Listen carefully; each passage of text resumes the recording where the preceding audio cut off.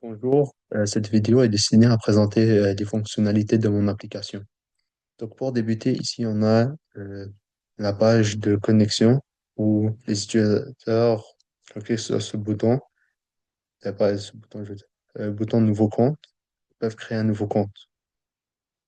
S'ils mettent un nom d'utilisateur, un mot de passe, et après ils reconfirment le mot de passe, ça va créer un compte pour eux où les informations vont être toutes sauvegardées, euh, presque toutes sauvegardées de l'application par rapport à ce qu'on prend. Moi, j'ai déjà un compte, donc je vais juste l'utiliser. Donc, vous voyez aussi quand je pèse de me connecter sans qu'il y ait un mot de passe ou quelque chose d'invalide, ça me met un message pour l'indiquer. Donc, quand je rentre, on a la première page, c'est la page principale. Ici, on a un petit guide de tous les écrans qui sont dans l'application. Ici, très simple, on est dans la première, celle avec le graphique. Ici, quand on pèse le bouton plus, ça rajoute une table où on peut créer des graphiques. Ici, on peut voir les deux endroits où on peut écrire les coordonnées, les valeurs de X et les valeurs de Y. Et aussi, il y a quelque chose pour indiquer, c'est un index pour montrer. Par exemple, si je donnais les coordonnées un et 2 et je pèse le bouton graphique, ça va créer un graphique comme ça. Et ça pour objectif de montrer une certaine progression dans, par exemple, le temps de course au du temps. Parce que ici, on peut écrire aussi des mots. Quand je pèse le X, ça va enlever la table. Donc, pour passer à la prochaine, euh, cette page est comme l'application Note sur les iPhones.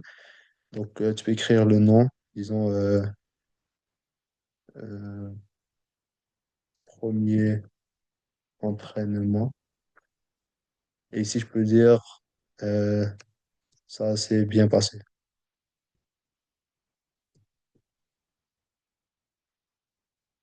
Donc, quand on se regarde, on a un bouton ici qui correspond au premier entraînement. Quand je pèse dessus, ça me dit quand ça a été créé et le message. Et aussi, on a le titre. Je peux le fermer, je peux aussi l'enlever et il va plus apparaître.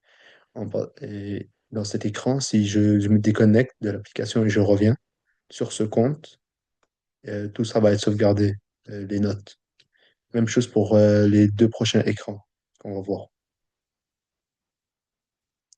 Donc, pour celui-là, on voit le corps humain avec des boutons. Chaque bouton va indiquer un pop-up.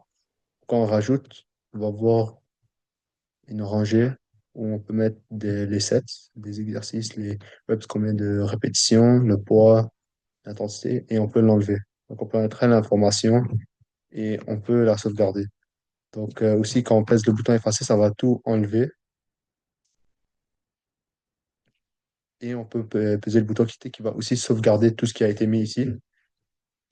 Euh, et oui, c'est ça. Donc, c'est la même chose pour chacun des boutons qui va être relié pour chaque muscle.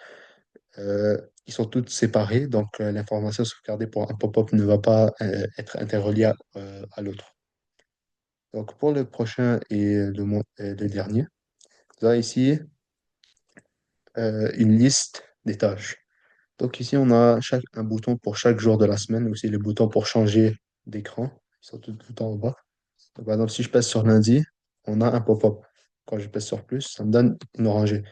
Donc, je peux écrire faire mon devoir, mon devoir de maths. Je peux dire la durée, qui est optionnelle, disons 30 minutes. Et ici, on a un bouton à côté qui me permet d'indiquer, de montrer si je l'ai fait ou si je l'ai pas fait. Quand je l'ai fait, il va être vert. Je peux, je peux en rajouter autant que je veux.